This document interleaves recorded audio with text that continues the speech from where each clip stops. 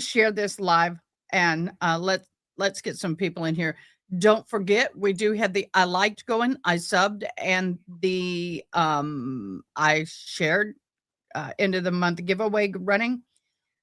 Okay, guys, are y'all ready? Are you ready to bring in our special guest? I am. I am. Let's get her in. Oh, why isn't it playing? Ah, my soundboard didn't work. Really? There we go.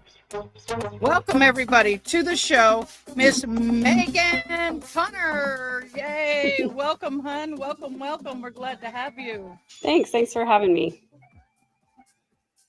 How are you doing today? I'm doing really well, thank you. It's a beautiful day here in South Texas, and I've got You're lots in of. South Texas? I am, yes. I'm in Kerrville. Oh, okay. Well, we're gonna have to meet up then. It's Our official. Texas gals are in the house. Miss Ronnie, who's not here yet, is a Texas gal. So, well, let me introduce you. And I'm going to take a little clip from her bio here. Megan is a pretty freaking phenomenal woman. Not only is she a mother of 6, hail the queen. See those crowns? You need 3 more. There's 3 back there. She says spectacular human beings. She is, how do I put it? She's a breaker of generational trauma. 6, I won't say 6. I said 6 kids. She's sex trafficking as a child. We share that in common. Survived 40 years of another kind of abuse. Holla.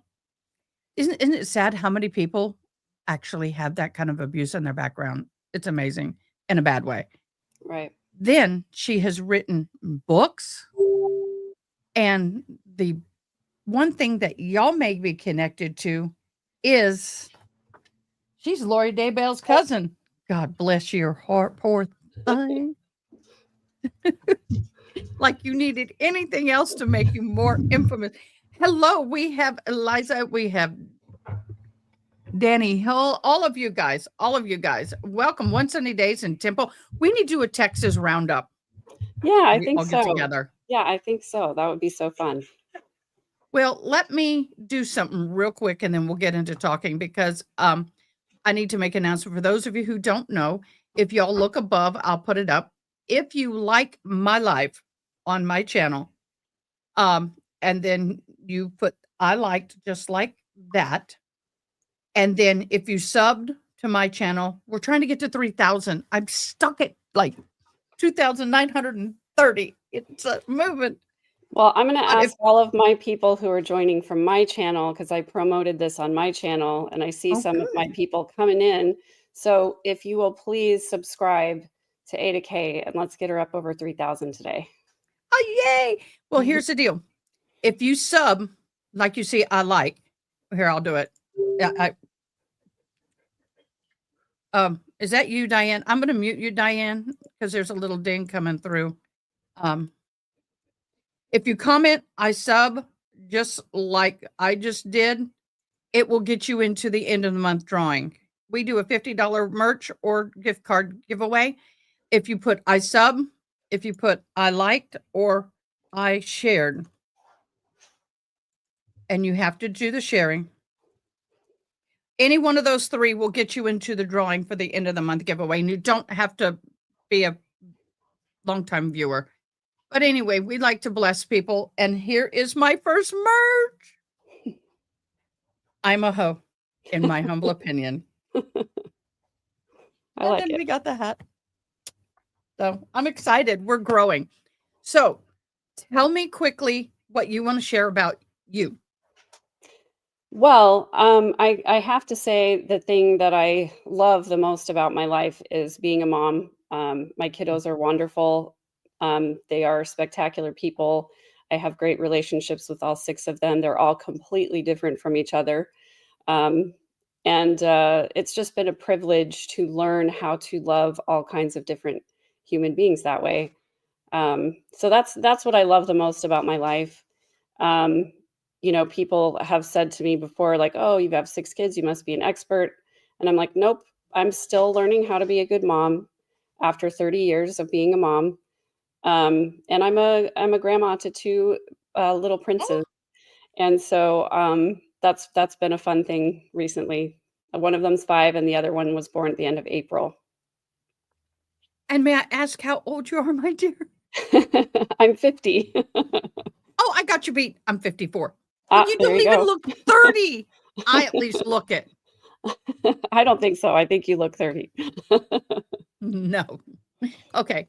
Now that the pleasantries are over with. Now on to more unpleasant topics. Oh my gosh. Good morning, everybody. All of you guys who are coming in. Thank you so much. You guys who are on her channel, you have to hop onto my channel to do the sub and comment I sub. If you do it through the link, it's not going to catch you. And I really want to catch you. I'm sorry. Like, sub, whatever. You never heard of the trafficking story? I would have been back. Oh. Oh, wow. What do your grandchildren call you? They call me Mimi. Mimi? Yep. Yeah. Yeah, I wanna be called huh? when I was little, my 2 younger siblings couldn't say my name properly, and so instead of calling me Megan, they called me Mimi, and so I decided that would be my grandma name. I figured the first grandchild would name me. That's probably a good policy, honestly, because my daughter started calling my mom, um, what did she call her? Mima. And my mom did not like that, and so she made her other grandchildren call her Grammy, and so it was, like, weird for a while because my kids would call her Mima and the other kids would call her Grammy, and eventually we just had to give up and call her Grammy. So I was like, "Okay, you rejected your grandma name, that's fine." Well, I my ex-husband's mom is called Grammy or Gammy, and I'm like, "No, no, not gonna do that." Yeah. So, just for everyone to get it out of the way, can you go ahead and quickly share? Because I don't wanna focus this whole live on Lori Daybell. That woman doesn't deserve any more attention. We give her attention enough as it is, but share your connection so my viewers know the the tea. Yeah. So, my dad is Janice's brother, younger brother. Janice is Lori's mom. So Lori and I are first cousins. We grew up together. We spent summertime together, couple weeks every summer together, from the time I was 6 or so until I was like 13. And then there were a couple of summer trips where my brother and I went out to visit our cousins when there were no parents around. And that was a couple of interesting times. But then I actually lived with Lori in Austin for about 3 or 4 months. She and Adam Sorry. were both living in Austin, and Adam was a primetime DJ at the big top 40 station there in Austin. So I lived with them for a short time before moving to San Antonio, and that's where I've been ever since. But Janice and Barry, Lori's parents, lived here in San Antonio for about 10 years. And so I spent a lot of I time lived around what them. years were that? I lived 90, here. end of 95, beginning of 96 or so until 2005. Okay, I moved out in 209, but I moved there in Okay. 81. Okay. Yeah, so you lived there at the same time. The Coxes lived in San Antonio. Alex lived there. Um, their daughter Dang. Stacy lived with them for a short time before she passed away under suspicious circumstances, which is a story for another time if you haven't heard it. But yeah, so I spent a lot of time around the Cox family. Colby, who's Lori's only living child, was pretty close with my oldest daughter. He's just a little younger than my oldest daughter, and Lori used to leave Colby with Janice and Barry on the weekends when she was working, and Barry asked me if my daughter could hang out with them because he felt like Colby was too much of a handful on his own. So anyway, that's the connection. She was a bridesmaid at my wedding. You know, we were young moms together for our first kids, and yeah, so that's it. Um, I am going to post my direct link because I'm not my numbers. People are subbing, saying they're subbing, but the numbers haven't moved. That's weird. Okay, but Yeah, I'm gonna sometimes it pin it. takes a little while for it to catch up. Well, I have only been doing this right at a year. I'm still learning. Yeah, I'm still How learning long too. have you been doing this? I started my podcast in April of last year. So I Okay, did about a the same time. I did a few videos before that, but yeah, my podcast was official in April. So yeah, a little over a year. Yeah, yeah. I started as a just so your viewers get to know me a little bit. I started doing this because I want to do something called Jail Widow. I lost my husband to prison. He Mm, was he was a physician. He was doing something he shouldn't have been, and I won't share what it is. But that's his story. yeah. But I lost everything.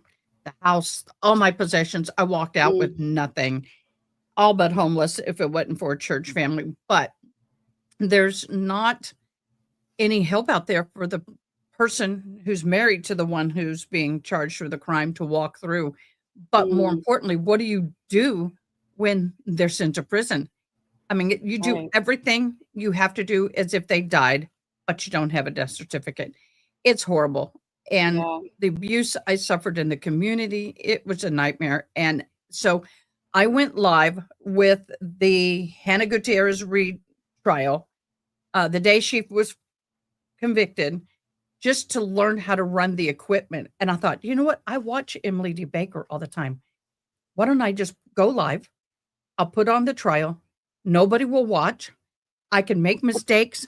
I can screw up the equipment. I can use this as a learning curve. Mhm. Look where we are now. Yeah. That's awesome. Well, I'm sorry for for your story, but I'm grateful that you're out here doing this, and I think you're you're talking to a community that's underserved, and I think that's really important. I told my people when I was covering Lori's trial, I went into jury selection for the Charles Vallow trial, and I was really shocked when the judge asked the jury panel, "How many of you have family members or a very close family friend who have served time in prison for whatever offense?" And it was literally about 40% of the people who stood up. And Mm. it made me feel so much less alone because I thought, okay, I'm not the only one who's related to criminals. And, you know, it's part of the family story. So I'm glad that you're doing this because I can imagine there are so many people out there who will benefit from your help. Well, unfortunately, I've kind of dropped it. Not dropped it, but I've been so involved with this. And then I decided to go to college again. I have a degree in deaf support specialist with a focus of interpreting. But Wow, in order that's to get awesome. my national interpreter's license like Miss Fabulous Diane, yay, hello, it's Brit, 11 months, congratulations. I have to have a bachelor's. So I'm getting a bachelor's in criminal justice. Thought about being a lawyer, but that pigeonholes me. And Yeah. so I think what I'll do is get a master's degree and go to a PhD for criminal justice is what my goal is. Wow, that's awesome. Good for you. I don't know. We'll see. I work with a lot of deaf people that I want to work with disabled people in the criminal system because they are definitely the ones who are um you think it's bad being an able body person going through this or yeah, no. Be disabled and go through it, it's even worse. Yeah, But yeah. anyway, so we have 2 cases to talk about today. Let's talk about yours first. We did not watch it. We were so involved with the Karen Read. And by the way, we are not talking Karen Read today. But I do want to ask you one KR question. What are your thoughts on the verdict? Well, I actually don't know enough about the case at all. And I was just saying this on my channel yesterday. I know it's been incredibly polarizing. Like there are people who feel very strongly on both sides, guilty and not guilty. And so I'm really curious to learn about the controversy. I've heard that there's some evidence issues, some expert testimony issue, you know, and people have really strong feelings either way. So I will just tell you this. I don't know everything, and I definitely am not perfect in my assessments of people. But just watching the few things that I have of Karen Read and seeing her little victory speech outside the courthouse really gave me bad vibes, to be honest with you. I don't know if she's guilty or if she's just a bad person. I But think, well, I'm going to pause you there. go ahead. Yeah. She, behind the scenes, has really been fighting for the truth to come out about John O'Keefe. So she really has been one of the bigger supporters of finding out the truth. At the Okay. same time, fighting for her own survival. Mhm. Yeah. Number 2, I always tell people, don't judge anybody by what they say within 2 or 3 days after finding out guilt or innocence, Right. Right. because you really are just you're out of your body. Oh, I'm sure. I Yeah. was the wife of somebody, and, I I I I said some crazy stuff the first for a week or so. So Yeah. don't judge her on that, Yeah. but My mind is completely open, because yeah. again, like I said, I don't know anything about the case, and I don't like to judge people just by 1 or 2 sound bites that I hear, because I know that stuff gets spun, it gets out of context, all that stuff. So anyway, I'm looking forward to digging into it, because coming from the background that I do, not knowing anything about it, Mhm. it's like, looking at everything fresh for the first time. She was the first case big case. I did the Eric Baldwin. I did Alec Baldwin. I did a couple of people, but she was the first big case that I did, and I went to it blind. And at the time, I was alternate juror because I didn't find anybody with that name on YouTube, but guess what? There is. So I changed. But I went into it knowing absolutely nothing other than she's accused of backing up and hitting her boyfriend cop and killing him in a yard, drinking and driving. That's all I knew. And Mhm. at the end of the trial, I'm like, uh-uh, how? So I Yeah. hope you dig into it. But you were following another trial. Do you want to tell us about that one? Yeah, well, I was not really following it, because I was so immersed in covering Lori's trial.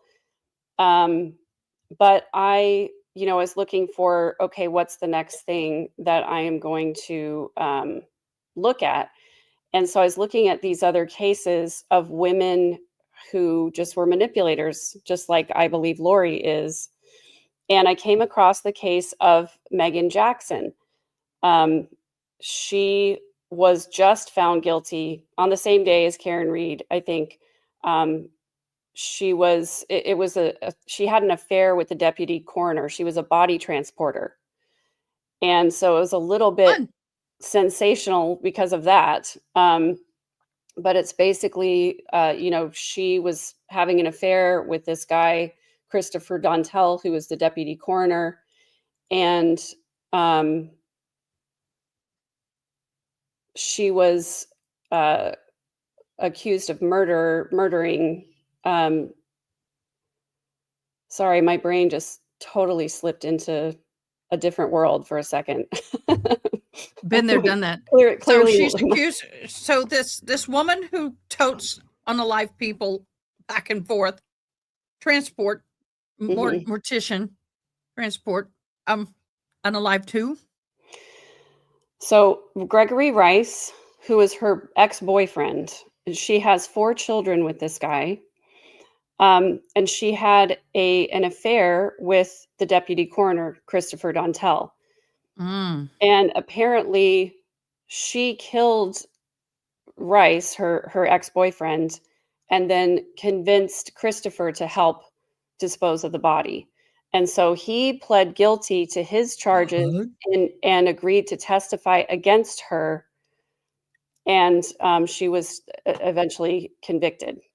So to sort of clear it up, I wrote just a little brief synopsis. Do you mind if I read? Welcome. Okay. Okay, so Yes.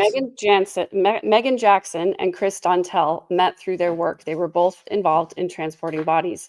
Their professional relationship evolved into a personal relationship. Their affair started around late 2019, shortly after Oh, wait, whoa, Jackson whoa, whoa, moved. whoa, whoa, whoa, whoa. I need you to slow down. Okay. We do have a couple of, by the way, welcome to all the deaf people who actually joined us today. Thank you so much. We have an interpreter.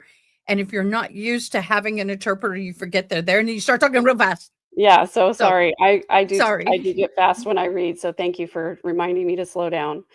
Okay, so their affair Start began. reading again. Okay, Start again. okay. So Megan Jackson, who I'll just call her Jackson, I guess, Yeah. and Chris Dontel both worked as body transporters. Mhm. And they worked together, and then their relationship evolved into an affair, which began in late 2019. So they both lived in the same neighborhood in South Carolina, and she with her 4 children, and then Chris Dontel, who was married and had children also. And their children spent time together. And Megan Jackson eventually befriended the wife of the man she was having an affair with. And so her ex-boyfriend, who she has her 4 children with, was threatening to expose the affair. And they showed text messages at trial that showed that the ex-boyfriend, Rice, discovered the relationship and he was furious and he threatened to tell the wife. And so then Megan Jackson apparently started sending anonymous messages to the wife, framing her ex boyfriend as the source of the information, basically to manipulate the whole situation and make it seem like she was innocent in this whole thing. Wow. So there were allegations that Megan was also pregnant with Chris Dontel's child. And then she subsequently had a miscarriage. And that was cited as a factor in what she did, all of the emotional, hormonal fallout from that.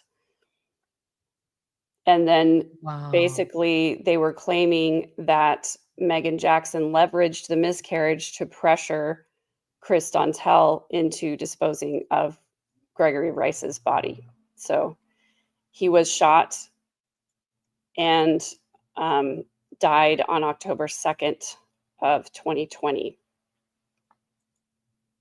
Wow. So you feel she was really guilty in all of that and justice was served? I really do. Yeah, looking at the text messages and phone calls that went back and forth, as well as the day of the event, she and the married guy went out together to a restaurant and then they went to a shooting range. Um, and then her cell phone records showed her at the funeral home. Um, and then she called, the ex-boyfriend, and then they met, in his neighborhood. And basically that was where the shooting occurred. So how did they get rid of the body? It was it cremation? Well, yeah, they were, I think that was their eventual plan. But so her boyfriend was with, or sorry, the married man who she was having an affair with was with her during the shooting. He claimed that he was Keep just talking. shocked, and that, Megan yelled at him to help load his body into the van. They transported the body to the funeral home and they stored it in a cooler. And I'm then, gonna help Diana a little bit because it's hard to do all this yourself. So I'll sign for myself. okay, But it's hard with the color. See, now you can see me clearly. yeah. So So the next so day, um, the the man who was the married man, Chris Dontel, purchased a tarp, zip ties, ratchet straps, and cinder blocks from Lowe's. And they have him on surveillance doing that. And then he drove um, to a place where he could dump it basically in the river. but you Okay. Question. You have a funeral home. You can burn the body and it's gone. Why would you take the body and throw it in a river? I think that because they were just transporters, they didn't have access to the crematorium. That would have Ah, had to be they would have had to involve someone else in order to do that. So, gotcha. um, Colleen Knight says she thinks that Megan Jackson had an abortion, because they were talking about it. Yikes. So, I don't think It's it's ever possible. clear. It's Very definitely possible. possible. Yeah, especially if she just wanted to use that as leverage. We see a lot of random interpreters over video for appointments. Some I can follow, others not so well. Are you deaf MB or do you know sign? How? That's interesting to me. Um, for those who do not know, no, not think, no. I grew up hearing and became deaf over the last 15, 20 years due to illness and medication. So without my hearing aids, I am fully 100% deaf now. I work very, very, very, very hard at keeping my speech. And that's one good thing about what I do is I talk a lot. But when my hearing aids are off, I sound like a deaf person. And it's hard to sign talk at the same time. Yeah. Oh, oh, well, MB is welcome. she's a good friend of my channel. Well, I hope she can be good friends with both of our YouTubes. That would be great. I'm sure. Oh, well, thank you for joining. Thank you, thank you, thank you for joining. Um, oh, wow. Oh, well, thank you. Well, thank you. Yes, we don't always have the interpreter because she works for me for my college degree and other colleges and a lot of different things. So, she's not always with us, but if I know a deaf person is watching, they throw up the ILY, I will just join in like I just did and just interpret. Diane, let me go ahead and interpret for me for a minute. It's hard to talk and run everything. By the way, let's see if you can see. This is my setup. Hey guys. Wow, fancy. I'm getting ready to get my 5th monitor. I guess I need at least one more. Now I feel monitor deficient. Well, I'm also dyslexic, like EDV. And so, and what I've learned is you push a little button over here and it switches your screen. You can have multiple setups going at the same time. So my question, so everybody in this trial has been dealt with. They've all been found guilty. What is her possible sentencing? She has been sentenced to life without parole. Life without. Okay. Wow. Wow. That is insane. What is it with people unaliving people, especially the women lately? It's been Melody Yeah. Bear, Sarah Boone. I mean, we've just been Lori Daybell. Sorry, had to say it. 4 people, possibly 5. Yeah. I don't know if it's becoming more common or if we just know about it more because of YouTube and media and all of that, but it's troubling. Wow. So, as per, I have one question. As per your family, how are y'all doing with all this? I mean, how was her family? How was her I just can't imagine. I've been the family of someone, but they didn't unalive 4 people. Big difference. Right. You know, it's been really difficult. Our family will never be the same. And some of that is actually good because there has been a lot of exposure of unhealthy patterns and unhealthy people. And I personally would rather know all of the real stories so that I can have healthy people around me and not communicate with the unhealthy ones, you know? But it is sad because my childhood vision of having all of the aunts, uncles, and cousins gathered together is something that will never happen again. Yeah, definitely. And I'm pinning your channel Thank up at the you. top of mine. There we go. Go over her. We're up to I know that one. 2,940. I've always wanted to learn ASL, and I actually took some lessons my last year of high school. I traded, this woman wanted her daughter to take piano lessons, and so I gave her daughter piano lessons, and she gave me ASL lessons. But I only did it for about 6 months, and I don't remember very much, but it's something I've always wanted to do. Well, I think Diana and I've talked about starting virtual ASL classes That would be awesome. together, having both of us teach together. So we're looking into that maybe for the beginning of next year, right, Diane? Yes? Okay. Yeah, we're gonna start. Also, we're gonna start doing interpreting kids' books in ASL.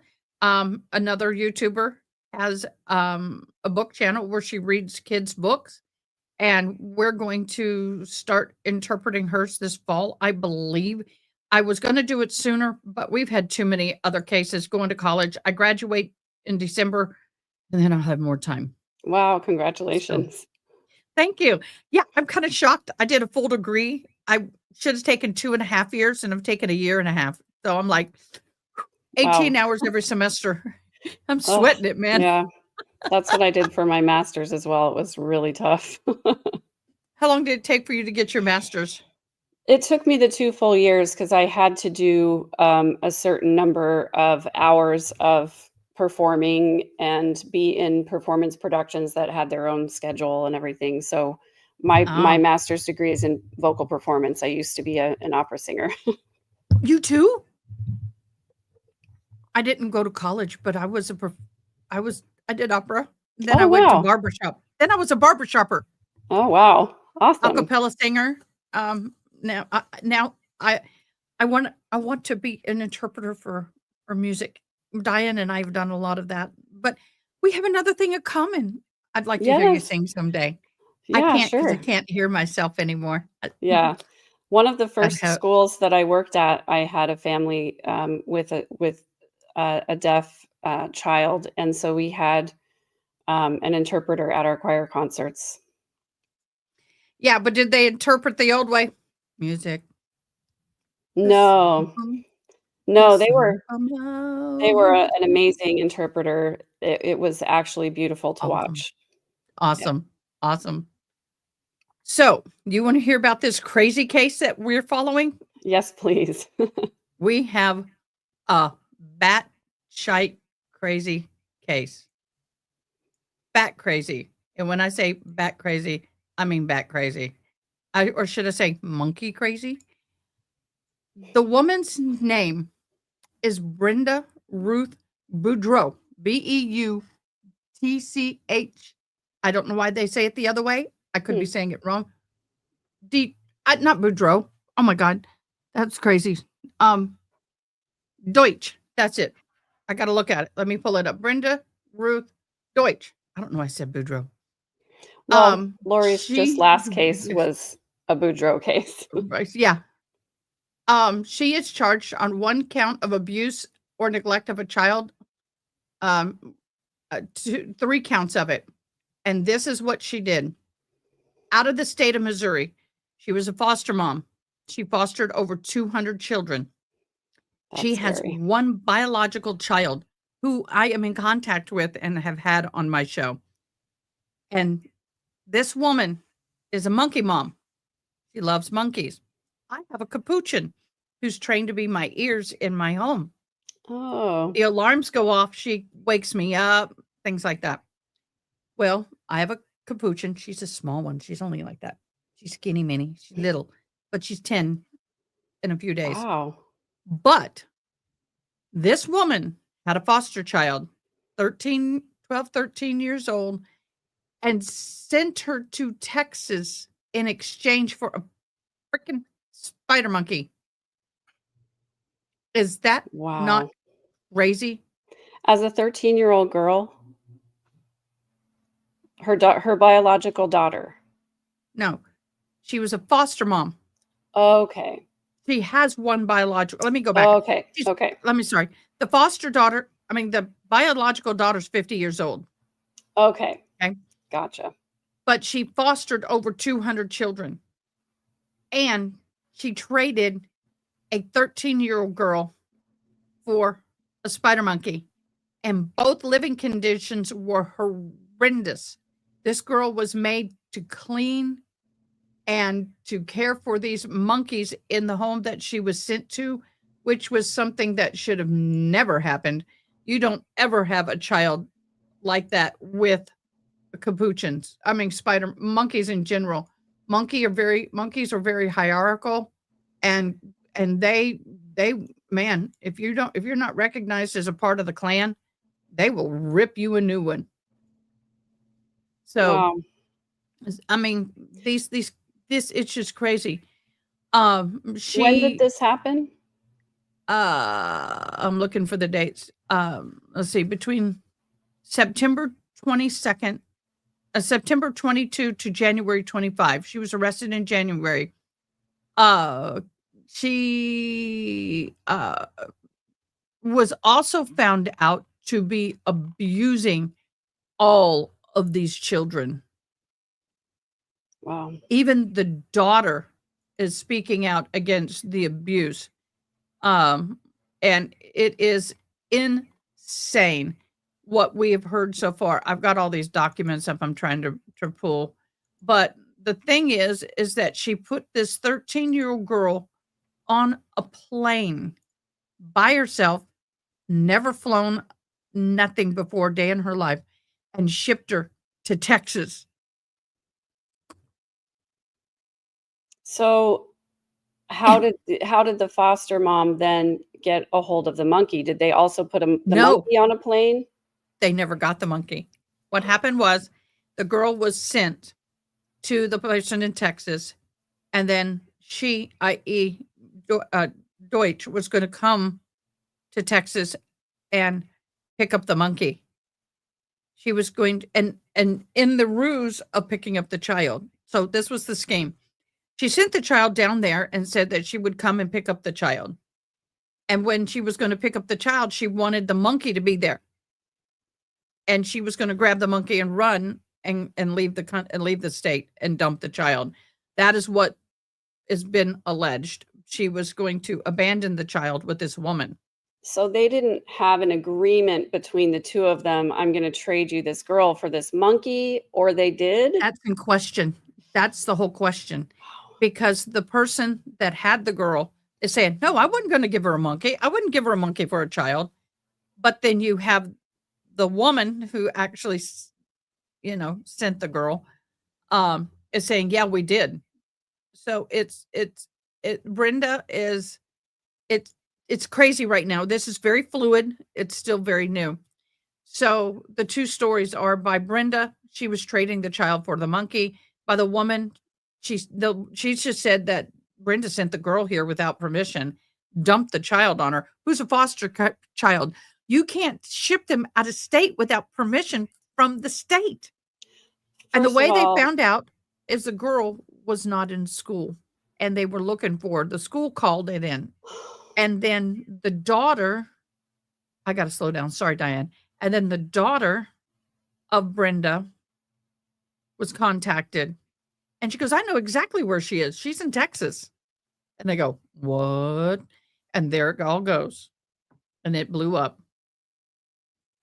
wow. Insane. Trading a foster child for a monkey. Mind you, my monkey, if you were to purchase it back when I was gifted, this was a trained, well, she was 10 days old, but I had trainers. We didn't just go buy her. Was 5,000, a 10-day-old. Now there were 10 to 12,000 10-day-old.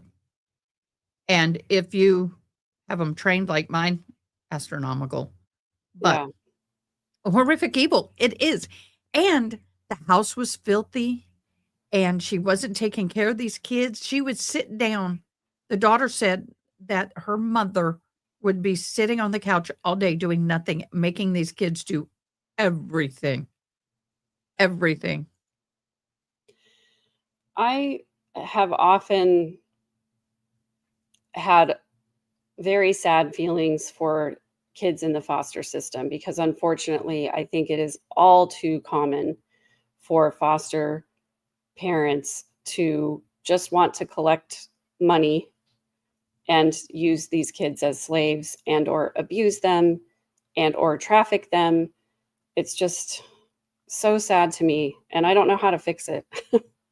Well, you can't. And the sad thing is, I was in the foster system until I was 5. I was adopted along with my twin brother, thank God. But what people don't realize is that when you are in the foster system and you turn 18, your 18th birthday is not a celebration. You're giving Yeah. like a few dollars, 100 or less, depending on where you are, what state you're in, and you are free to go. Here's your suitcase. This is what you get. This is what the money you get. Bye. See you later. You're on your own. There's no transition. And my sister, who passed last November, was wanting, before her cancer returned, they were working on starting they were looking at buying property and starting a place where they would have transition homes where they could have a pet, they could have, if they have, whatever, they can move in. They teach them how to manage money. They get a job. They educate what they don't. I mean, get them ready for the world. Most of the time, they're just released and they become prey of predators, especially in the trafficking and industry. Yeah. And the sad thing is a lot of these kids, I mean, there was a movie about a woman who was a social worker, and it was taken from a real story. And the moment these kids turned 18, she goes, "Okay, I want you to go with these people. They have a house for you. They're going to help you." And then they turn out being trafficked. Yeah. It's horrible. It People is don't so understand horrible. it. Yeah. Oh, what's this? What's this one? What's this case? Sarah was talking about the case of Dakota Collins. That's not one that I know either, but apparently it's pretty disturbing. Well, part of the problem I have is viewers don't want to watch some of that, but the other thing is you can't monetize. Right. And I got dinged a lot already just because I said ST. Mm. How it goes. Yeah. But saddest cases I've heard about proper true crime haunting. I'm trying to pull up what happened, but wow. So what do you think about the monkey case? Is that something you would look at? Yeah, Okay. definitely, because it sort of has, it has ties to, to ST, any kind of trafficking of children, um, it's horrific, obviously, and I think it's rampant in the foster system, unfortunately. But I think it'll be interesting. What will be interesting to me will be to hear the testimony or the explanations from each of these women who it sounds like they're trying to throw each other under the bus, Yeah. and to But find I out if will tell you. Go ahead. either one of them is telling the truth. Just so I'm not trying to interrupt you, but being deaf and watching the interpreter, it happens. My apologies. I am so sorry. No worries. Okay. One thing that is good is the girl that was trafficked is still in Texas, is in a safe home.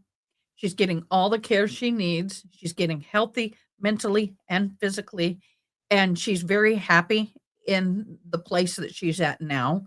That's good. They have not extradited her back. Texas is holding the child because of the situation. I don't know if she will go back to the other state. I would not want her to, because in their care, this happened. Well, Now, they said that when CPS we call them Child Protective Services, came to the home of Brenda, and they had over 250 reports of child abuse or not. I was going to go not care for. I was going to speak and sign um, neglect, and they never once found anything wrong because most of the time they were not um, permitted in the house. I want to say, when you're a foster parent, do they not have to have their homes inspected on a regular basis, or do they just have to pass it one time? And I guess it varies by state, probably. Well, I had 2 questions for the daughter, and I'm not giving her name for her privacy and protection. 1, that one. 2, aren't they supposed to do oh god, I lost the second question. Oh, how in the world did at one time she had 12 foster kids in that house. How did they not know? Why were they you don't do that. And she said that different they were not looking in the system. They had different social workers dumping children in her home without realizing how many kids were there because she wouldn't allow them in the home most of the time because of the monkeys. So she would make excuses, meet them in different places. Oh, I'm not at home. I'm over here. Let me pick up the child here. I don't know all the stories, but there was at one point 12 kids in the home at one time. At one time. And the few times they did enter the house, then it was clean. But it didn't stay that way. It was dirty most of the time. And the food situation was bad. It was just an awful situation. And to hear her daughter talk about her mom, despises her mother. She goes, I am her biological daughter, but I am not her daughter. She is not my mama. She's my Right. mother. Same sign for both words. Sorry. So MB says federal guidelines say monthly visits to any kid in care. Here they had to see their bedrooms each visit. And yeah, that's Yep. what it should Didn't be. happen. Did You not know, happen. and I understand foster systems are understaffed and overburdened, but these are children we're talking about. Mhm. Why do we have, as a society, such a low priority for children who have no parents to raise them?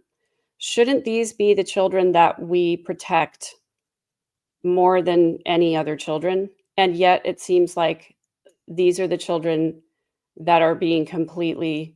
disenfranchised, and Exactly. the foster system is abusive, period. You don't get out of foster care without suffering some kind of abuse. And it's, yeah, like I said, it's one of those things I haven't dug into because it feels too big to fix. But I don't know if you saw me get my notebook. When I get my notebook, it's over. I'm writing it down. I'm on this case. I'm covering it. Well, maybe what we can do is, let me talk to the daughter and see if we can do a joint live so you can interview her. And Yeah. then if she feels comfortable, she's very, we understand.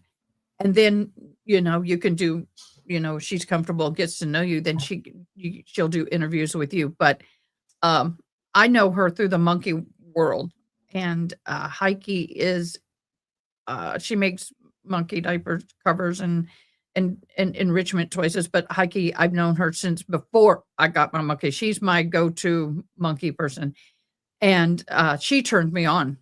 Hikki. That's how you spell it, Diane. She turned me on to this case. She begged me to get this case going. She wants it. They want it to go viral. And I think it very well should. But people should not dog the monkey people. There are a lot of us that are very responsible. Mine provides a service to me. There are some people who are crazy. You don't treat monkeys like human babies, but that's not the story. So the Yeah. story is the trafficking for an animal, and she's a foster mom, and this foster child was removed from the state and dumped. I was like, how? Have they shared the name of the child? No, Okay. we will not. Oh, I wanted to make sure. I didn't know if their name was out there. I'm glad it's not. And if it So, was, I won't say it. yeah. Like, I'm not even sharing the name of the daughter unless she's on and she goes by a different name. Yeah. She uses something different. But the thing is that this should bring light to the foster care system because it failed them miserably. Over 250 documented calls on this one woman over 20 years and not one charge, not one thing.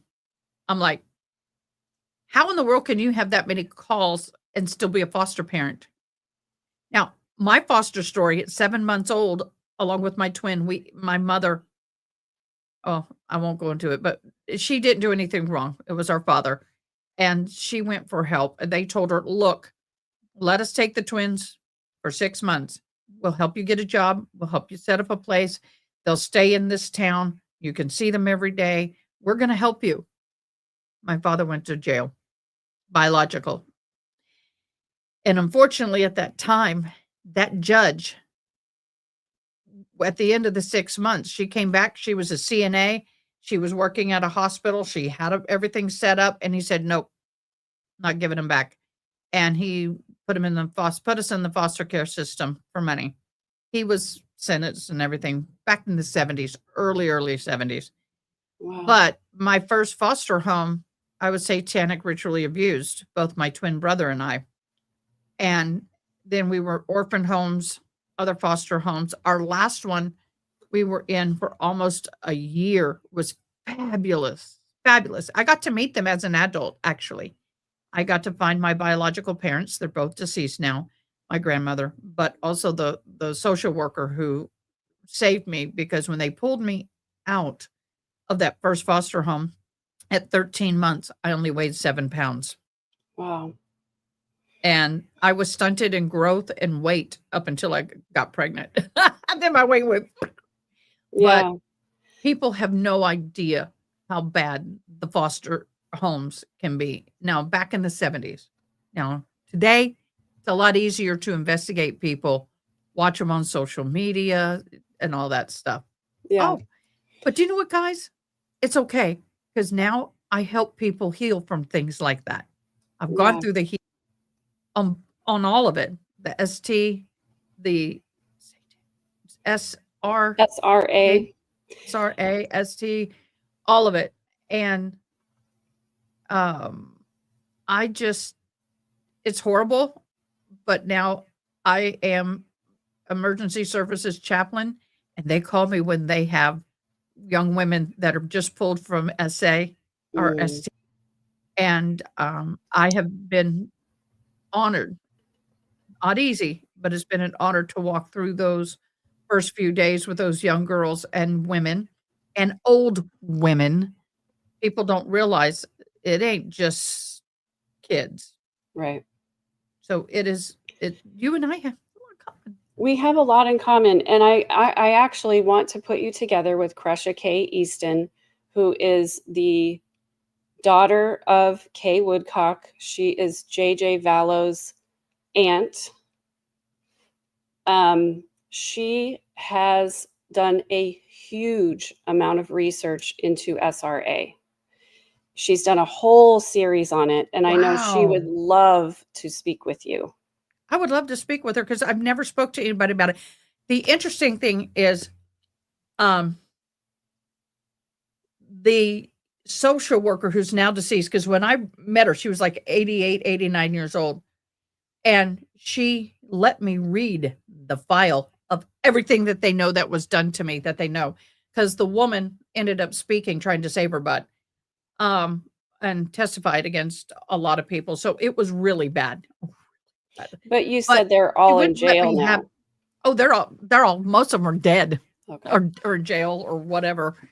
But I can speak about it freely now. But the ST, I will speak about it when it's appropriate, but I don't I don't want to glorify it. Diane, you have to go No, not yet, but I have a question. Why is there no closed captioning?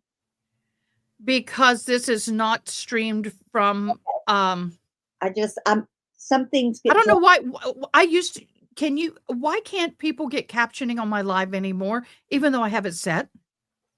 I think YouTube doesn't, I think it's a YouTube thing, because I think now you can only close caption on YouTube after the live has aired, and then Now, they do it in reverse. but the thing is when you run a video from court, you can do that captioning. So Right. Diane, your computer, all computers should have what's called live caption. Go to your search engine on your computer and look for live captioning. Let me do this. I'm going to share my screen real quick. Entire screen. This one, it's going to look weird, but it's okay. Okay. Do you see the live captioning up here? I'm Yeah. moving it. Yeah. That's how I see. I'm Okay, going to stop sharing because it's making me dizzy. where am I That going? is how I see. Okay. And so that's, if you're on a PC, go to search and go live caption, turn it on and it'll pop up. Mac. Hold on. Try the same. Okay. I'm going to mute you for a minute and now we'll keep going. But I think it's very, very important that we share this information because a lot of people do not know. And yet, if you share this personal information like ST, one, they don't believe it's real. Two, they think you're talking about it just to get more viewers. I mean, you're damned if you do and damned if you don't. Yes, and I was told for the majority of my life, you were never trafficked. That never happened to you, and it wasn't until the irony of growing up in Mormon culture. It wasn't until one of the male victims spoke up that people went, "Oh, that's terrible that happened." You know, then all of a sudden there was some credibility to it. Wow. So Hey guys, go ahead. So it was real. It happened. And I was gaslit for my entire life to the point where I went to EMDR therapy to process that trauma. Oh, I've done And that. I actually have my own TheraTappers. oh, nice. And after the processing was over, I got in a situation where I was gaslit about it yet again. And I had to go back to my therapist and ask him to remind me that it was real, that my symptoms were real, and that, you know, he that was when he literally sat me down and said, "Megan, when you walked in here, I was afraid you were not going to survive." But it sucks that I have to still remind myself that was real, that happened, regardless of what other people say. And it is a damned if you do, damned if you don't, because when I first started speaking up against trafficking, when I published my book about healing from all the trauma, was back in 2024-ish, I think.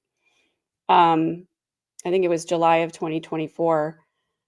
And I just started doing these little Instagram reels about what trafficking is and, you know, what it entails. And it was just about the same time that Tim Ballard's The Sound of Freedom movie came out. And he basically manufactured these situations. He never actually saved any children. But people were so invested in his story that, What? oh yeah, oh yeah, I didn't know about any of that. yeah. Do you know who Tim Ballard is? The Operation Underground Railroad? I just pulled up Wikipedia. Yeah, that's a rabbit hole for another time. But he ran an Yeah, we need to organization. do more of these lives. Yeah, he ran an organization called Operation Underground Railroad, where he claimed that he was going into foreign countries with former military operatives and saving trafficked children. But what he was actually doing was using this as an opportunity to coerce young females into pretending to be a couple with him so that they could ask for kids, and that's how they were going to sting these traffickers. But what ended up happening is that he ended up creating a situation where there was no child trade, but because he was pretending to ask for it, people who had never been traded were now being traded to create a situation where he could then go and pretend to save kids. So he's got multiple lawsuits against him from these women who he allegedly abused. And he also raised millions and millions, tens of millions of dollars to fight trafficking. But what he was really doing was just traveling to foreign countries to have sex parties. So That's basic EPAR. oh yeah. But because I mm, because his organization was so big and because he was raising so much money and because there was a national movie about it, they should have called it The Sound of Fraud instead of The Sound of Freedom. Because I was speaking out against trafficking and saying that OUR is taking resources away from organizations that actually are helping children, yeah. I got all kinds of hate and comments from people about, if you're speaking out like this, then you must be for trafficking. And I'm like, no, I'm a survivor. Yeah, well, when I speak out about it, all right, I was with a ministry that was about ST, but it was more not ST, but more of oh God, what's the word? It's not ST, but it's taking advantage of women. What's the word I'm looking for? But anyway, SA? no, it was oh, I'll remember it in a minute. But the thing was is that it was a good idea. The ministry was a good idea, but it was exploited. Exploitation and trafficked, is that how you say it with an R? Mhm. Trafficked Mm-hmm. is two different things. Very two Right. different things. Right. Now you can be exploited and turned into trafficked, but they are two different things. When I shared my story for the first time, she wouldn't let me share it again. And then every time I've shared my story, I've been told I'm a liar. And my family, they believe I willingly did this to myself, the ones that found out about it, and said that I was a I'm a hoe, in my humble opinion, by the way, with the Y between the H and the O just to distinguish the difference. But it's one of those things that why are we so quick not to believe? There are people out there that lie about it, yes, but what's the chances of it being a lie? Well, I will tell you because I've done this research. Who educate me? When a person makes a report of, doesn't matter what type of exploitation it is, the statistics tell us that less than 6% of those reports turn out to be false. And when law enforcement is involved, that number drops to 3%. So this idea of not believing people who come forward needs to end Mm, because 97% of the time they are correct. Now, I think the cases where people do lie about it get so publicized because I think men are terrified of being accused, and I don't blame them because it does ruin lives. But the statistics show that 97% of them are true reports. So I There have may a be policy of believe all victims, believe all survivors, and then do the research and listen to all the stories. there is, sometimes sometimes when someone reports something, there may be a part of it that may not be true because they're doing it to Right. protect themselves, Right. but the root and the core, there's truth most of the time. I Oh, that's not what I wanted to happen. Sorry, hold on. Everybody who liked, you're gonna have to do it again. It caught it. Okay. My liked thing just quirked out on me. Just so you know, we are 290, we're 2,966. Come on, guys. We'd love to get to 3,000. We've been stuck. We'd love to get, and thank you so much for helping us. Of course, we just You need didn't know that when 34 you more. accepted to do this. No, I did not, but I'm so happy to bring my audience to you because obviously we have a lot to talk about. We have a lot to share. One of the things about ST that most people don't realize is the age. Everybody focuses on the children because it is horrible. But Yeah. there's a part of the world that people don't realize is that if you are an elderly woman with no familiar connections, and a lot of times near homeless or homeless, they will kidnap them into it as well. Because believe it Yeah. or not, that's wanted. But the other thing is that people don't realize, which I experienced, was they make them house moms. And they make them take care of the girls, clean them up, get them back out, Yeah. manage the homes, make them perform sometimes. But people don't realize this could be your grandmother. It's not just your child. It's not just Right. your sister, your daughter. It could be anyone. It could be you and I. Yeah. We have no idea. Yeah. Yeah. I was to say, so it's the same as everything. Bad one always gets the attention. Yep. They do. They really do. I'm trying to see. I have not been able to catch as many comments as I normally do, but I apologize. Acronyms for the real words is kind of hard to understand. I don't understand why we can't say the real words if we're doing it in this context. Right. So what I have found, I've tried to have a little bit of a balance on my channel. I know that in the first 10 minutes, it's especially important not to use those trigger words. But I've also found that when you're monetized, if you go into your settings to give yourself a rating, you can do the rating for sensitive events. And if you click the first one that says you're talking about sensitive events that may be disturbing in a non-demeaning or non-dismissive way, and if you click that, it makes you safe for ads, and also it gives you a little bit more leeway as far as what you can say after the first 10 minutes.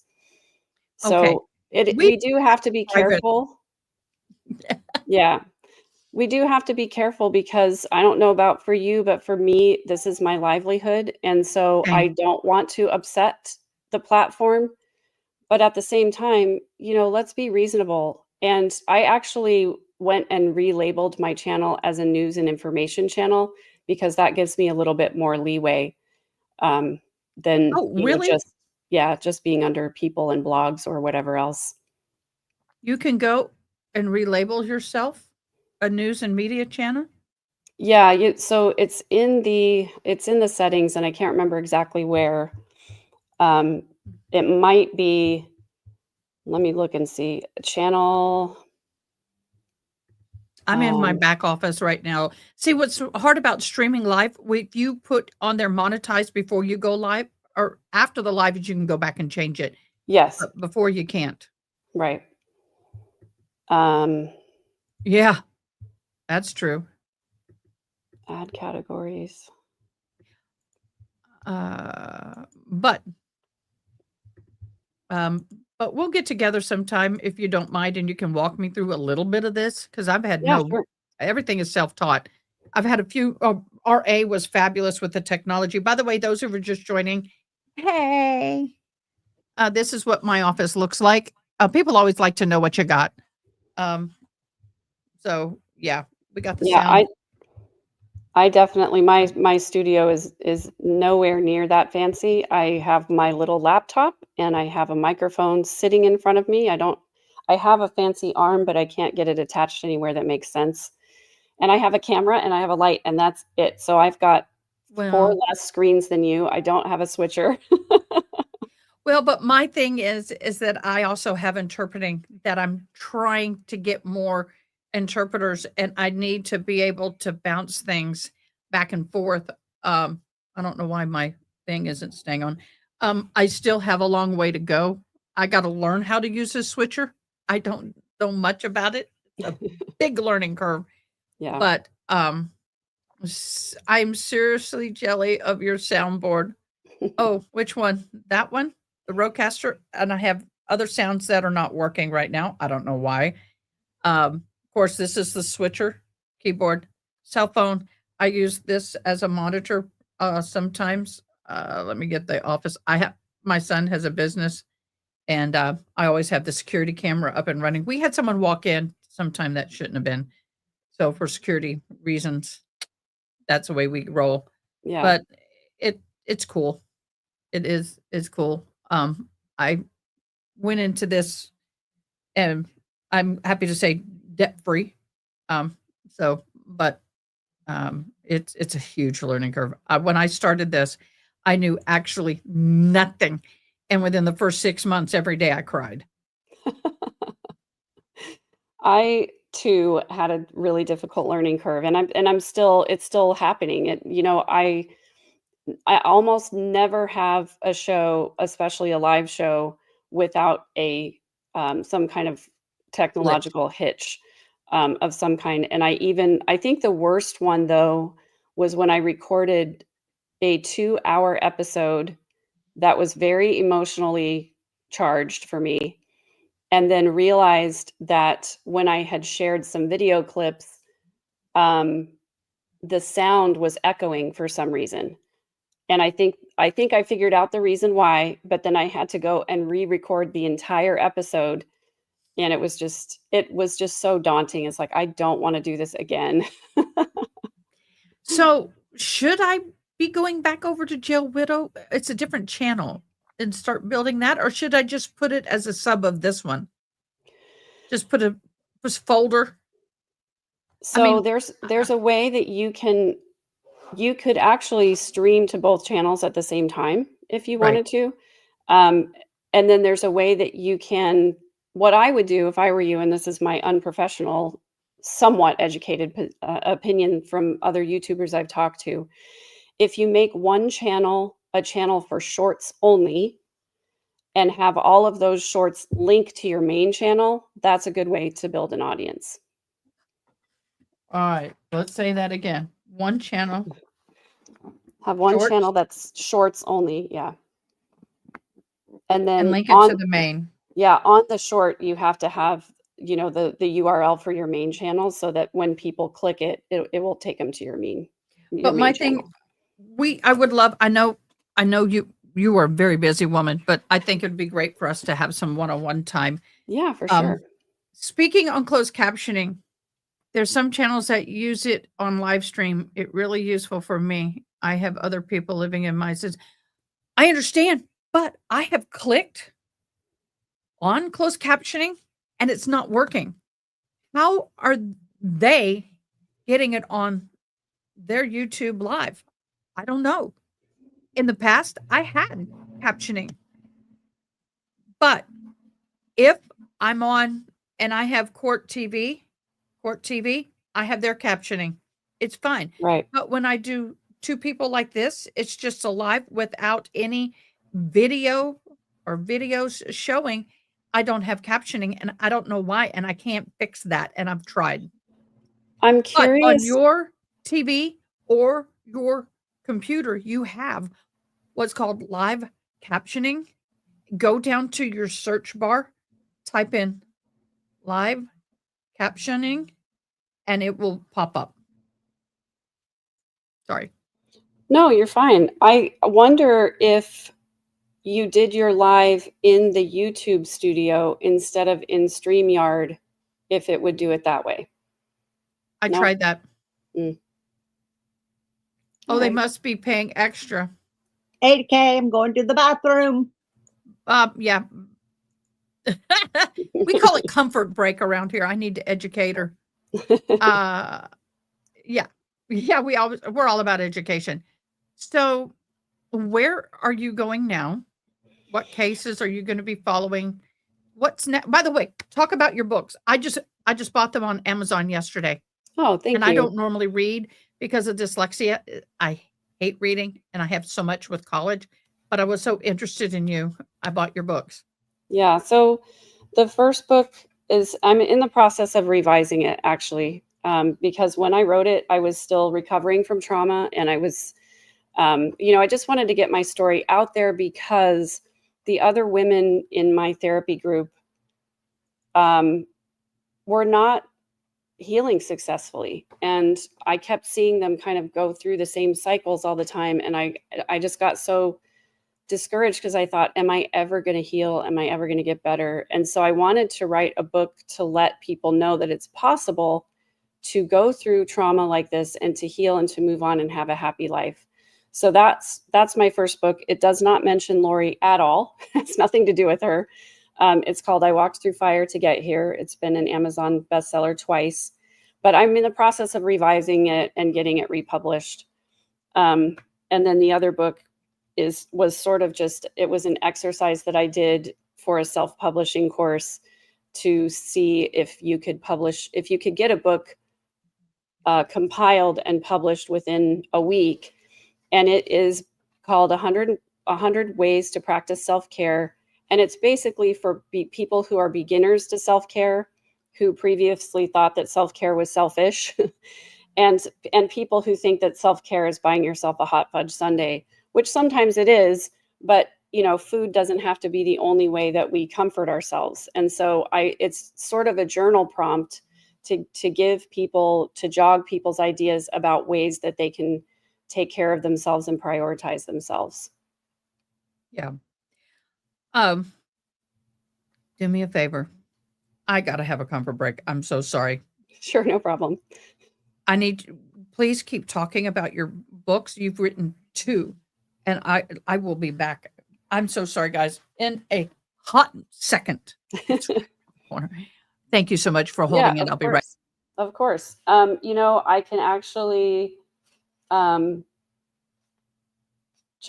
can read a little bit from my book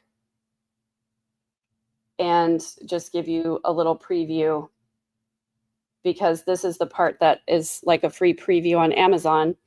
So this is chapter 1, the beginning of my book. I walked through fire to get here. Sorry, there it is. I had just turned 7 when my family moved from sunny Louisiana to the frozen tundra of South Dakota. My baby sister was 1, and Halloween came and went as we stayed in a little 1-story Holiday Inn on the outskirts of town. The early November sky issued its tiny flakes of first snow on the day we ventured to the shopping mall to buy things we had never seen: moon boots, snow pants with suspenders, puffy coats, and mittens inside which our fingers couldn't move. On the first day in the new house, we played a game. How many steps? How many windows? How many exits? How will you get out if there's a fire in this room, in that room, in your room? My overactive imagination went wild with scenarios of burning and smoke and me rescuing my baby sister who shared my room. There were 2 skinny elm trees in the backyard, and my father told me in about 5 years they would be good for climbing, which was entirely too long for me to wait. The yard to the north had a fence, but our yard and the yard to the south were open, which, despite the obstacles of gardens and landscaping, made an ideal length of field for football and soccer, both of which we played in abundance with various neighbor kids. I basically went through all of these memories that I had of my home in South Dakota, but I'll skip to kind of the end part of the cliffhanger. I don't remember when my mom started her new job, but she left for work even earlier than we left for school, so she sent us 1 street over to a neighbor babysitter, and we waited for the bus there. I didn't mind much because they had something I knew I would never see at my house: HBO. Of course, there wasn't anything very exciting programmed at that hour of the morning. Usually it was either Fraggle Rock or The Never-Ending Story. both of which were better than the farm report and commercials about swine rhinitis, which is all we got at my house at that hour. I remember the babysitter's name was Lynn because I read it over and over on her coffee cup, which was always in her hand. She had a severe underbite and prominent lower teeth. She had short, dark hair that stood up in the back. She was heavy set.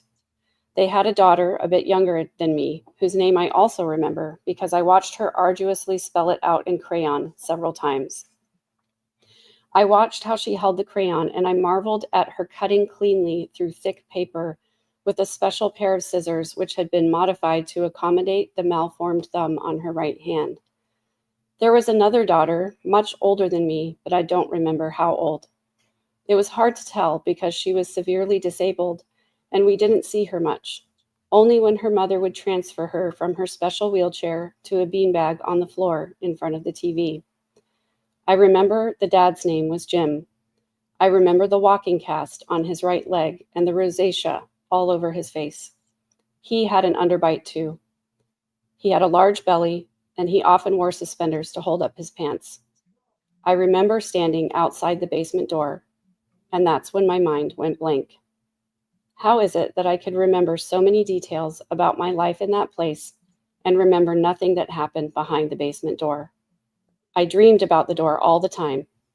In my dream, I knew what was behind the door, but when I woke, I could never remember what it was, and in my dream, I could never open it.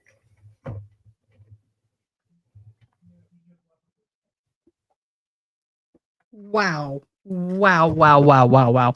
I had to put special ears on. I had a little talking about glitches, hearing aids, Bluetoothing to everything Yeah. is also very glitchy. And I Yeah. have to the in the ear monitors that I've had for over 10 years. Or I need to get new ones, but at 5,000 pop, I'm not. Just saying. That is amazing. See, I admire people who can write books. I'm dyslexic as hell. I've been told I have multiple books in me and to write a book, but I don't have the first clue on how to do it. So I really admire anybody who can write a book. I'm jealous. I would love to find a ghostwriter. That would be awesome. But wow, that's impactful. By the way, I could hear that the whole time until I sat down and my Oh, ears good. went gone. So beautifully written, beautifully Thank you. written. You impress me. You are an amazing woman. I really, I don't understand a society that when you come across women like you, and I'm going to say me, survivors, Mhm. and why they want to hold us down so much. And I think part of it is because one of the things is I spoke my testimony. I call it a testimony once. If you're in the Christian world, you know what that is. Um, in front of a group of women, and it was, and they all just walked out quietly, and I was like, "Oh my God, what did I do wrong?" And a lady said, "It was so impactful. It was so hard to hear, but what was hard about it is we all know you, and we've known you for 10 years and had no idea you went through that, and Yeah. now we're walking around like." And it's hard to accept it when they say it's easier to hear it from somebody they don't know or hear somebody talk about the story from people as a third person than it is to hear it from the first person. And it is Right. so brutal and it is so difficult to absorb. And it is one of those things that you just kind of go, how do I talk to you after this? Yeah. And it is true.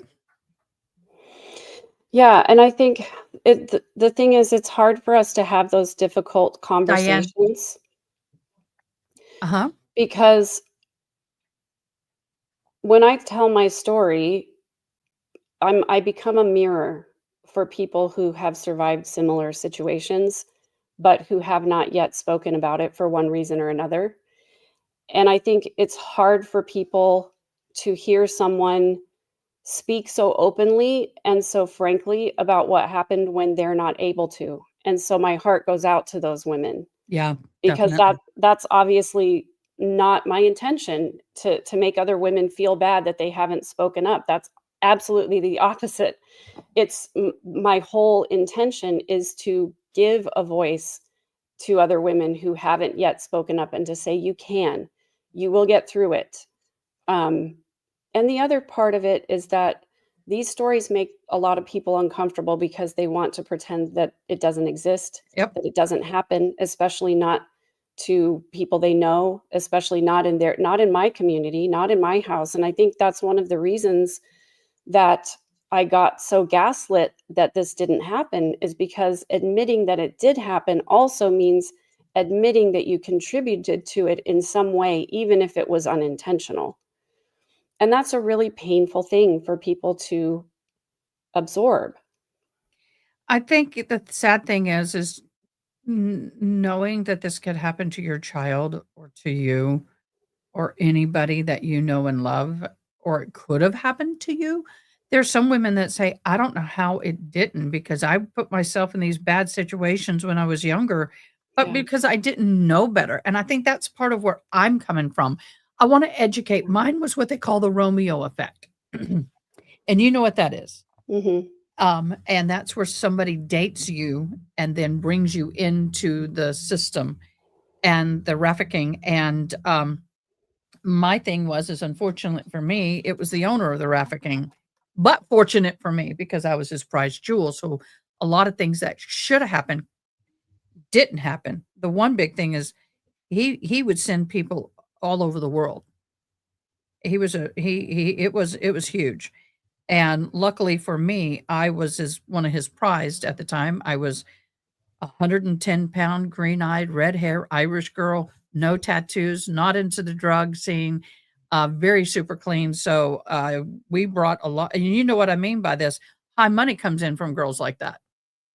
High money, high money. Yeah. And so we could go anywhere. We can go to the country club. We can go anywhere. You know, you can't clean up a druggie clean enough to go into places like the state capitals, well, the governor's household, let's just put it that way, or an example place. But you can, someone like me, send anywhere. And so, but yeah, all of these freaks and creeps, yeah, they are freaks and creeps. But the point is that all of us realize that it could be us, and it's a very sad and scary place to be. It's Yes. 1 second away. Any one of us, even Diane, 1 second away from being in a bad situation, not just ST, anything. We are all one decision away from being in prison. Yeah. That's so true. And the sad part is that there are so many men who are confused about why this is something that we worry about. Yeah.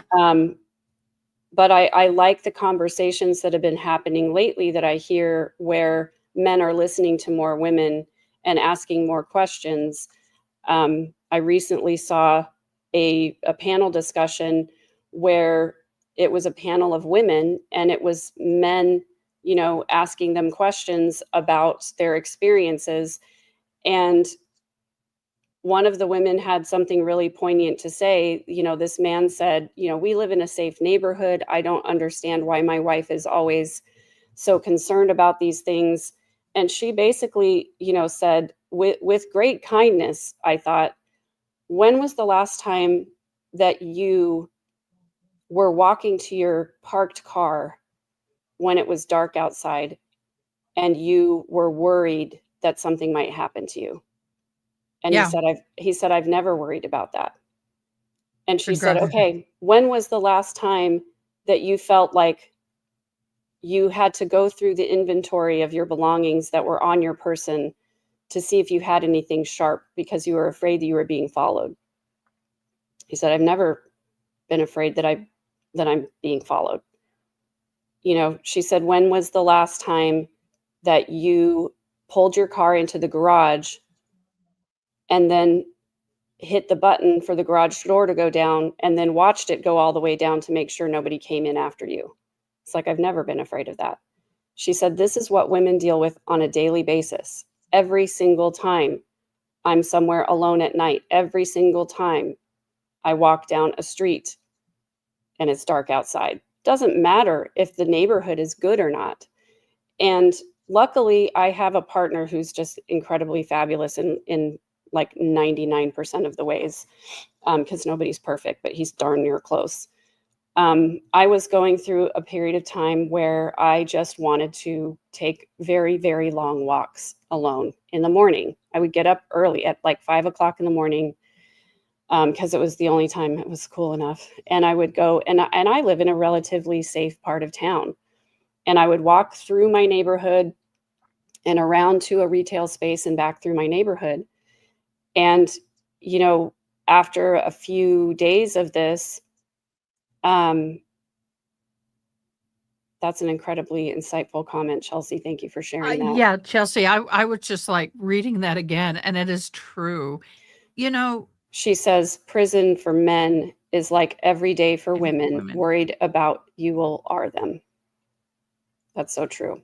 and the thing is once you've been a victim of it, doesn't matter at what level of it, um, it's the hypervigilance. And for example, I was dating a guy, got engaged, just broke up with him, so I'm raw about that. But um, you know, I always have to sit facing the door. That's part of my PTSD. That's part of my safety thing. And for example, and he wanted to sit facing the door, and so that was an issue. And I was trying to learn to trust him to have my back.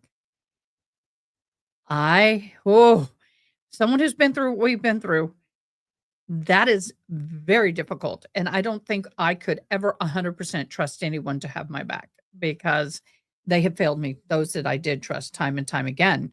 So, walking down the street, I've had to learn that's just something that I speak on. Women, hold your head up. When you see a man, look at him in the eyes, nod and say, Yes. good morning, Yes. good afternoon. Make note of who they are, what they're wearing. Make yourself look less of a victim. The moment you go down and you just try to get around them, boom, they got you. You're a victim. So I'm more about at this point in my life to share my story, not to sensationalize it, not to glorify it, but to bring power to women.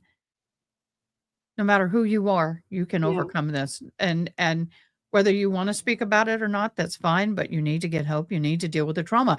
Healing from the trauma. And that is one thing that I work with women on as well as you do. We have our different ways of doing it, but smile at strangers, make them know. Sarah, you get the crown so far. Yeah, I got When I go on walks or hikes or wherever I am, I always greet each person. I do exactly what you're saying. I make eye contact and I greet them. I either say hello or good morning or hi, because, and one of my daughters is like, Mom, why do you do that? It's so embarrassing. You don't have to talk to every single person you see. And I said, I do it because it humanizes me.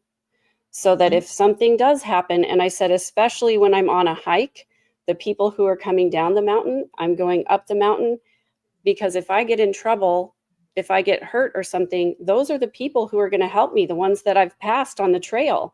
They'll remember your face. Exactly. If I humanize myself, it's more likely that someone will help me and not hurt me. Sarah, no, you don't talk too much. And I welcome a lot of communication and I welcome differences of opinions here. Some of you, especially like the Karen Reed on my channel, you can agree to disagree. You can tell us we're wrong. You can tell me I don't agree with you, and that's fine, just as long as you're respectful. This is a very open channel for all, including those with disabilities. It's accessible, and we try our best to do that. Diane will be leaving us shortly.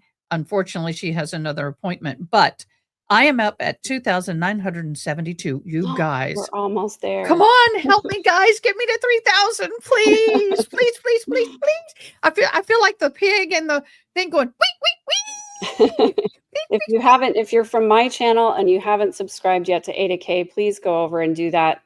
If you have a second, the link is on my channel. I did a post about it yesterday, so it should be there easy for people to find. Thank you so much. There's something about 3,000. Once you hit 3,000, something happens, I'm told. I don't know. I would love to be at your level. I would love to have your numbers. I would love to be at your level. I hope to one day be there. How long is Megan going to be on?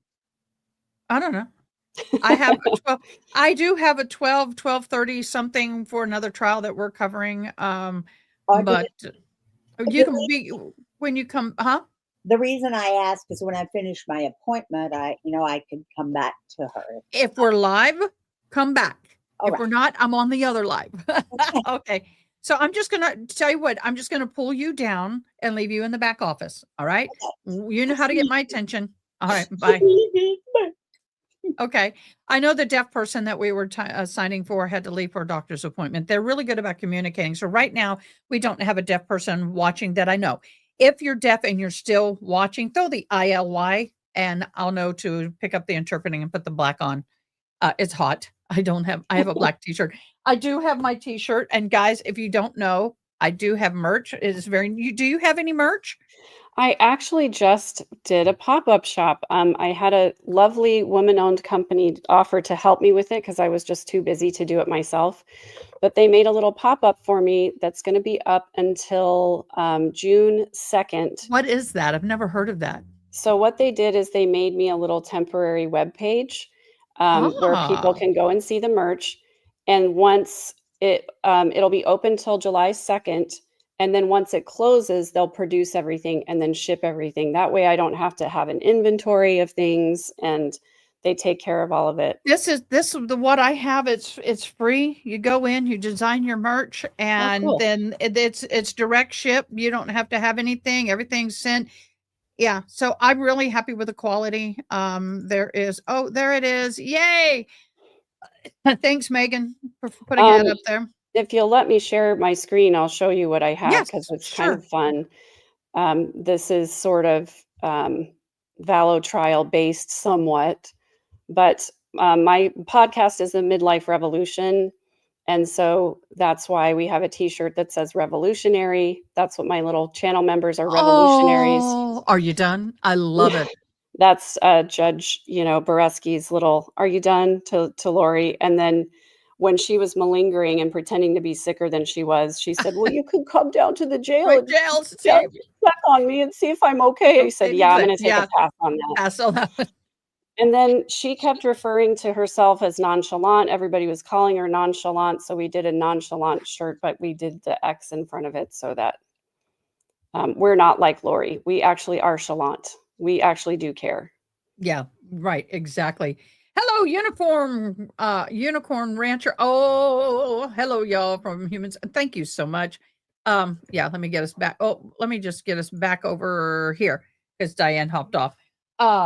Well, the thing is that one thing I will say is that before I lost my hearing, I walked in fear all the time. I want to switch us because that doesn't work. There we go. Your name is under you. I actually, this walked in fear quite a bit. And, I'm gonna put this no.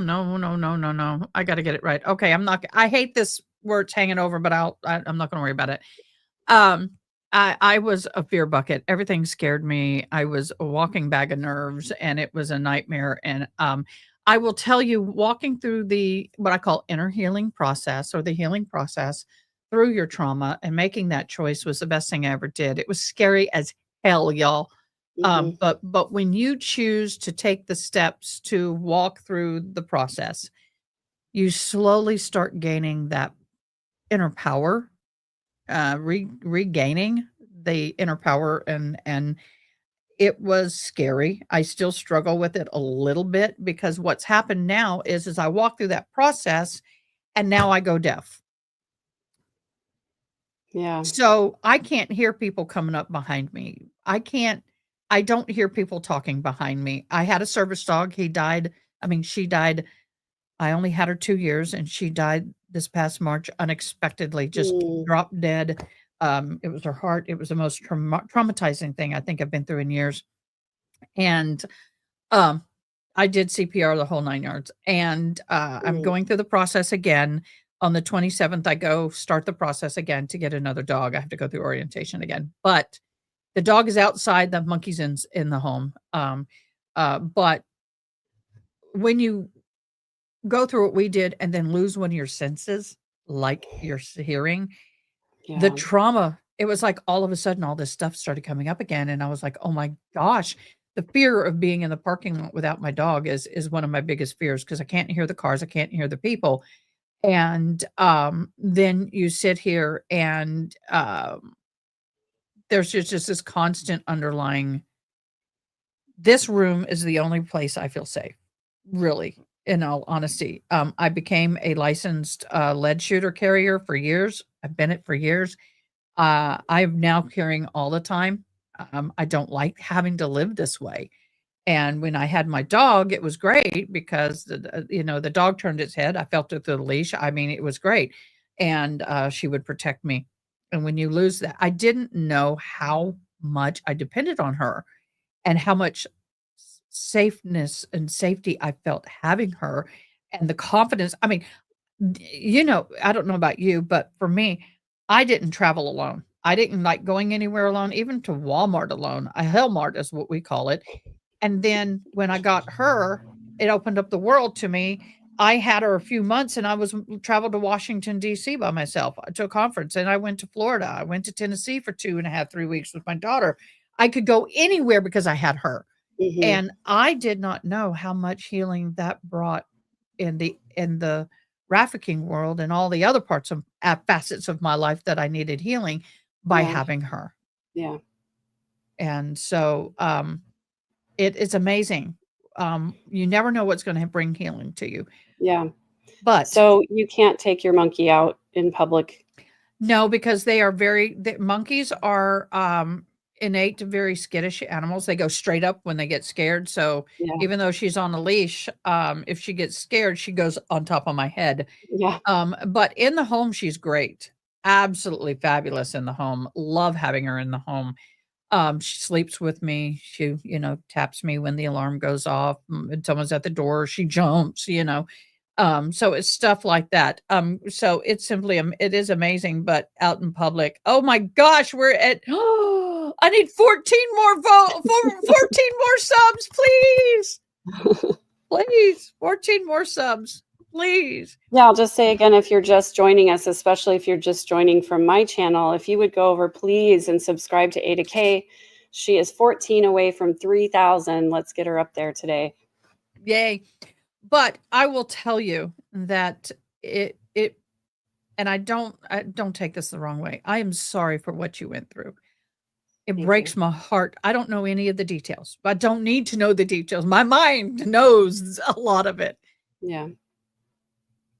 But I want to cry because there's finally somebody that knows what I've gone through or has an idea that I can talk to, that understands, that is not going to sit there and say, "Oh, you're making that up."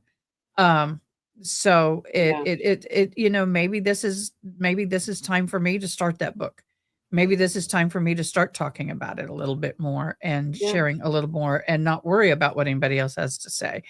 Um, Yeah. but I don't want people to think I'm bringing it up when I do bring it up every once in a while. We're 11 away. I do bring it up every once in a while because I feel the need, but understand that they want us. The perpetrators want us to stay silent. They love Yes. the silence. That is what they count on. Yes. I wasn't supposed to survive. I don't know how you got out. I'll tell you how I got out. What people don't realize is FBI, ICE, and police and sheriffs and all that, they do these stings. And they came into the home as a client. And when they got me alone in the room, they go, "By the way, you're under arrest." And I said, "No, no, no, no, no, no, no, no. And by the way, they won't believe a white woman as quickly as they will believe someone of color. I'll be honest about that." Yeah. And I showed them my wrist, and you could see the burns and from the handcuffs. I kicked out the potty pot that was under the bed, and I told him, "I'm here against my will." And he goes, "Really?" I'm not, it was kind of, and I said, he talked and he goes, "Okay, I'll be back. Don't say a word." He came back a week later and I gave them, it was my home. They took over my home. I don't know if you know about that. Sometimes if you have I had a 2-bedroom apartment, they will take over your home. It will take you and they move their hub around so they're harder to find back then. And this Yeah. is 20 odd years ago. Okay. Yeah. Before we had the internet like we do now. And they moved around a lot. And I said, "Do whatever you want, bug what you want." And then he goes, "Okay, so put a sock in your window when y'all are leaving, so we know you're gone." So I put a sock in my window and they came in and they did everything they had to do. And in the end, he said that, okay, when we're ready to storm in, if you see this chalk laying outside your window on the ledge, because I had a door right near my window on the back, that's us. You know, the kid chalk, you know, this big, chunky. He laid a brand Sidewalk new chalk. one and he gave me the color. He goes, "What's your favorite color?" And I said, "Pink." So it was a pink one. And he goes, "You have 3 to 5 minutes to get in there and handcuff yourself to the bed. That way the people know that are coming in that you are who you are." And Wow. that's what happened. And, of course, they arrested all of us, but they separated me. "Oh, thank you." They separated me. Everybody got separated, and you know how they do all that. And I turned witness, and, they all went to jail. But testified 18. We're 3 away. Oh my god. We did, we testified, did the whole 9 yards, and, it's not easy, and it's scary. Yeah. But, I don't know where that guy is anymore. I called him my Michael, angel, archangel. He saved my life because he believed this white girl. And I don't know if you realize that or not, that, Oh, yeah. they don't if you're a white girl, you're booked as a prostitute. I Mhm. don't know if that's word a bad word or not, but you're booked as an institute. Mhm. And then if you're lucky, you can find someone to believe you. Yeah, so I love one of my channel people is asking, "Who is Ada K?" And, we can't just wrap it up concisely, you'll have to go back and watch, but she is a fellow survivor, and we've been talking a couple true crime cases and found out that we actually just have so much in common, and, I've just been grateful to be here today. I wanted to wait to leave before until we got you up to 3,000, because I actually have an appointment 3 as away. well, Yeah, but we're 3 let away. me check. 3 away. Come on, 3 more people. 2 away. 2 away. Come on, 2 of you. 2 people come and subscribe, and I'll let her go. Well, I wanna say, I never thought this would lead me to this kind of connection. We've been trying to get this together for a while. Yes, yes, and Um, it's completely 100% my fault because going back and forth, traveling for the trial and wedding and grandbaby, and finally here we are together. together, we got 1 away. Come on, 1 away from 3,000. But do you know do you know what will happen? I'll hit 3,000 and YouTube will take 20 or 30 of them. Oh, They do that. You know they do I that. didn't know that, no. If you have a Why do big they chunk do? drop, because they wanna make when you have a big growth, a big spurt, like 20, 50, 30, whatever, they will take a percentage of those away and make sure that they're not bought. Mm, interesting. I So have that's every time. why sometimes you get unsubscribed from a channel and you didn't realize it? That is just Yep. weird. Yay, did we do it? We did it. Thank you so very much. Oh Yay. my gosh, you were so amazing. Oh, you were amazing. We did it. We did it. Congratulations, Ada Hey, we K, did you it. deserve Thank you it. so much. I'm Well, so glad I was here for that. I am too. Look, I really hope this is a beginning of a good friendship. I So hope I'd so love too. to chat outside of this. Yeah. Everybody, all of my people, go sub to her. Even though she's got how many? I 40,000? I don't know how many you got. I no, I think I have 23,000. But still, y'all, all of y'all go subs to her. I will continue to get you out there. Please follow that case if you want to have the I what I will. call it, the what are we calling it? The crazy monkey lady case? I don't know. Follow that case. If you would like to have her daughter on, I will get us connected. We'll have a quiet Yes. we'll have a private chat and then we'll get her on your channel because this woman has so much information. I can't even regurgitate enough. For all of y'all who don't know, we will how do I put this? We are gonna be following a crazy case. That's all I can say. I mean, it's crazy. It's about a woman who knew people hopping on. It's a woman who was a foster mom who traded a foster daughter for a monkey and sent her out of state to get that monkey. Instantly crazy. But with that, I want to say, Megan, you are a blessing. You are an inspiration. I've been watching since I connected with you in via email. I've been watching your stuff privately. I've cried. I've laughed. You've given me courage. I want to be you one day. I want Oh, to have the ability to have that courage to just say, "Hey, guess what? This is what it is." But anyway, thank you again for joining all of your followers. Thank you so much for getting me over the 3,304. Thank you so much for getting me over that, Mark. That Of is a course. huge triumph for me. And y'all go and bless her, buy her books, buy her merch, so we can get the word out there. That is what's important. We need to save as many women as we can. And there, I got to be honest, Meg, I don't know if you know this, but we are the 0.001% of the survivors. Normally, they don't live past 3 to 5 years Right. due to whatever drug abuse, self-unaliving, medical conditions, things that happen to them in the process. So we are very rare. Am I not Yeah. right? Yes, we are. And that's one of the reasons that I wrote my book, is because the odds are not in our favor. The statistics do not favor people who have been in our situation, surviving, let alone thriving and going on to lead happy and successful lives. And so I want to always put that message out there that if you've been through any kind of trauma or abuse in your life, it is possible to heal. It is possible to find happiness, and it's possible to then go on and have a beautiful and meaningful life. You won't feel this way forever. You know, it's work, but it's Yeah. worth it. Here's what I say. Amen to that, but you are worth it. If you're watching right now and you are a survivor of any of that stuff, no matter what, and you're scared, it's hard, but it is worth it. You are worth it. You are valuable. You are loved. To find somebody that will help you. If you need to reach out to us, we're here. We'll guide you in the right direction. We can't do it for you, but we can support you in it. Thank you, everybody. I'm Megan. I'm going to say goodbye to you real quick. Just Sure. you've got an appointment. Don't I cut do. off yet. Okay. But I'm going to let you go just real quickly, and then I'm going to end the live. Everybody, thank you so much for joining. You guys are simply the best. Simply the best. Anyway, that's one of my favorite phrases. You are simply the best. And we thank you so much for helping us get over 3,000. And I look forward to seeing all you new subs in our trials. But once again, may you be blessed. May you be safe.